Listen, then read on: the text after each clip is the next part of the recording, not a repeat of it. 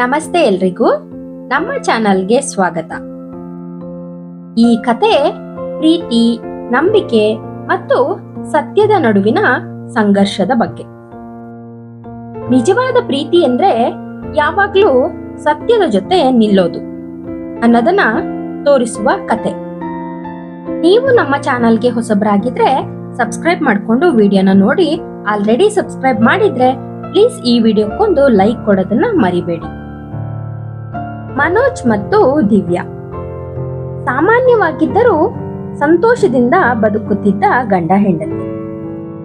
ಮನೋಜ್ ಒಂದು ಬ್ಯಾಂಕ್ನಲ್ಲಿ ಕೆಲಸ ಮಾಡ್ತಿದ್ದ, ದಿವ್ಯಾ ಶಿಕ್ಷಕಿಯಾಗಿದ್ಲು. ಅವರ ಜೀವನದಲ್ಲಿ ದೊಡ್ಡ ಸಮಸ್ಯೆಗಳೇ ಇರಲಿಲ್ಲ. ಆದ್ರೆ ಒಂದು ದಿನ ಎಲ್ಲವೂ ಬದಲಾಯಿತು. ಒಂದು ರಾತ್ರಿ ಮನೋಜ್ ಮನೆಗೆ ತಡವಾಗಿ ಬಂದ. ಅವನ ಮುಖದಲ್ಲಿ ಭಯ ಇತ್ತು, ಕೈ ನಡುಗುತ್ತಿತ್ತು. ದಿವ್ಯಾ ಕೇಳಿದ್ಲು, ಏನಾಯ್ತು? ಅವನು ಕುಳಿತುಕೊಂಡು ನಿಧಾನವಾಗಿ ಹೇಳಿದ, ನಾನು ಒಂದು ತಪ್ಪು ಮಾಡಿದ್ದೀನಿ.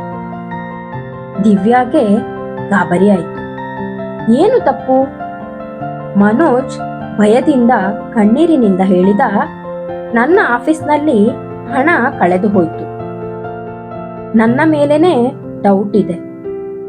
ದಿವ್ಯಾಗೆ ಶಾಕ್ ಆಯ್ತು. ನೀನು ಮಾಡಿಲ್ಲ ಅಲ್ವಾ? ಮನೋಜ್ ಮೌನವಾಗಿದ್ದ. ಆ ಮೌನವೇ ಉತ್ತರವಾಗಿತ್ತು. ದಿವ್ಯಾಳ ಹೃದಯ ಒಡೆದು ಹೋಯ್ತು.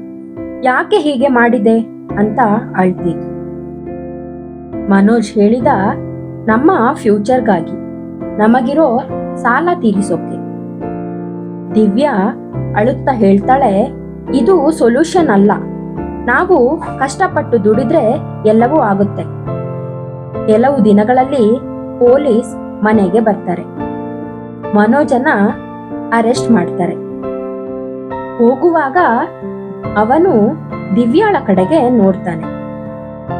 ನನ್ನನ್ನ ಕಾಯ್ತೀಯ ಅಲ್ಲ ಅಂತ ಕೇಳ್ತಾನೆ.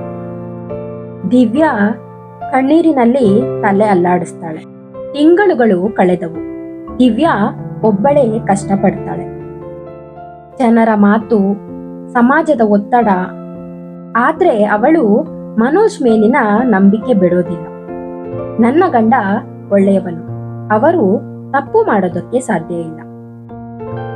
ಆದ್ರೆ ಒಂದು ದಿನ ಅವಳಿಗೆ ಅನ್ನೋನ್ ನಂಬರಿಂದ ಕಾಲ್ ಬರುತ್ತೆ. ನಿನ್ನ ಗಂಡ ಇನ್ನೋಸೆಂಟ್.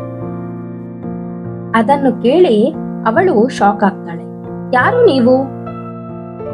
ಆ ಕಡೆಯಿಂದ ಹೇಳ್ತಾರೆ, ನಾಳೆ ರಾತ್ರಿ 8 ಗಂಟೆಗೆ ವೇರ್ ಹೌಸ್ಗೆ ಬಾ, ಸತ್ಯ ಗೊತ್ತಾಗತ್ತೆ. ದಿವ್ಯಾ ನೆಕ್ಸ್ಟ್ ಡೇ ಅಲ್ಲಿಗೆ ಹೋಗ್ತಾಳೆ. ಅಲ್ಲಿ ಮನೋಜ್ ನಿಂತಿದ್ದಾನೆ. ಅವಳಿಗೆ ಶಾಕ್ ಆಯ್ತು. ನೀನು ಜೈಲ್ನಲ್ಲಿ ಇರ್ಬೇಕಲ್ವಾ, ಇಲ್ಲೇನ್ ಮಾಡ್ತಿದ್ಯಾ? ಮನೋಜ್ ಸ್ಮೈಲ್ ಮಾಡ್ತಾನೆ. ನಾನು ಅರೆಸ್ಟ್ ಆಗಿದ್ದು ಡ್ರಾಮಾ. ದಿವ್ಯಾಗೆ ಕನ್ಫ್ಯೂಸ್ ಆಯ್ತು. ಮನೋಜ್ ಹೇಳ್ತಾನೆ, ನನ್ನ ಬಾಸ್ ಇಲ್ಲೀಗಲ್ ಆಗಿ ಮನಿ ಟ್ರಾನ್ಸ್ಫರ್ ಮಾಡ್ತಿದ್ದ. ನಾನು ಪೊಲೀಸ್ ಜೊತೆ ಸೇರಿ ಪ್ರೂಫ್ ಕಲೆಕ್ಟ್ ಮಾಡ್ತಿದ್ದೆ.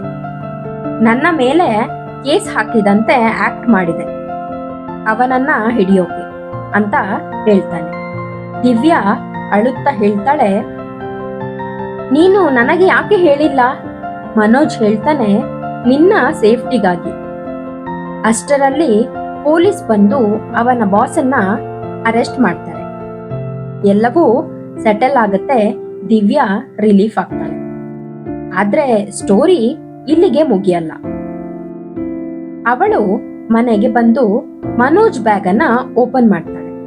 ಅದ್ರೊಳಗೆ ದೊಡ್ಡ ಅಮೌಂಟ್ ಕ್ಯಾಶ್ ಇತ್ತು, ಫೇಕ್ ಡಾಕ್ಯುಮೆಂಟ್ಸ್ ಇತ್ತು. ಅದನ್ನ ನೋಡಿ ಅವಳು ಶಾಕ್ ಆಗ್ತಾಳೆ. ಮನೋಜ್ ಒಳಗೆ ಬರ್ತಾನೆ. ನೀನು ನೋಡಿದ್ಯಾ ಅಂತ ಮನೋಜ್ ನಿಧಾನವಾಗಿ ಕೇಳ್ತಾನೆ.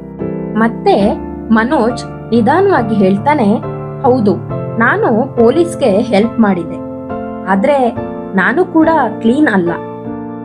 ಈ ಹಣ ನಾನು ಸೀಕ್ರೆಟ್ಲಿ ಸೇವ್ ಮಾಡಿದ್ದು. ದಿವ್ಯಾ ಇದನ್ನೆಲ್ಲ ಕೇಳಿ ಸಿಟ್ಟು ಬಂದು ಜೋರಾಗಿ ಕಿರ್ಚ್ತಾಳೆ. ಇದು ಏನು ಮನೋಜ್, ಮತ್ತೆ ಅದೇ ತಪ್ಪಾ? ನೀನು ಸರಿ ಇದೆಯಾ ಅಂತ ನಾನು ಅನ್ಕೊಂಡಿದ್ದೆ. ಮನೋಜ್ ನಿಧಾನವಾಗಿ ಹೇಳ್ತಾನೆ, ಇದು ನಮ್ಮ ಫ್ಯೂಚರ್ಗಾಗಿ. ದಿವ್ಯಾ ಸ್ಟ್ರಾಂಗ್ ಆಗಿ ಹೇಳ್ತಾಳೆ, ನನಗೆ ಇಂಥ ಫ್ಯೂಚರ್ ಬೇಡ. ಇನ್ನೊಬ್ಬರ ನೋವಿನ ಹಣ ಬೇಡ ನನಗೆ ಹಾನೆಸ್ಟ್ ಲೈಫ್ ಬೇಕು. ಅವಳು ತನ್ನ ಫೋನ್ ತೆಗೆದು ಪೊಲೀಸ್ಗೆ ಕಾಲ್ ಮಾಡ್ತಾಳೆ.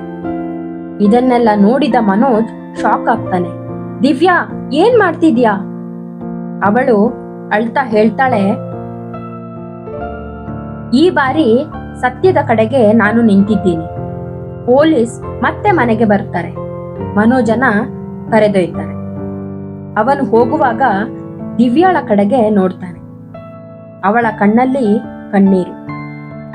ಆದ್ರೆ ಈ ಸಲ ಅವಳ ಮುಖದಲ್ಲಿ ಗಿಲ್ಟ್ ಫೀಲ್ ಇರಲಿಲ್ಲ, ಸ್ಟ್ರೆಂತ್ ಮಾತ್ರ ಇತ್ತು.